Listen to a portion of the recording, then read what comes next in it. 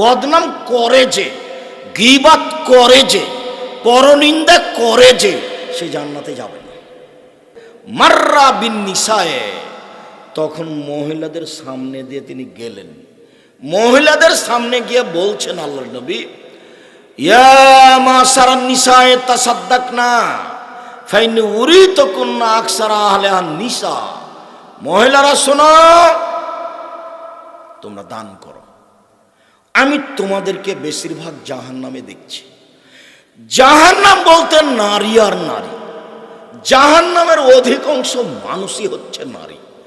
জাহান্নাম বলতে নারী আর নারী, জাহান্নামের অধিকাংশ মানুষই হচ্ছে নারী। তোমরা দান করে জাহান্নাম থেকে বাঁচো।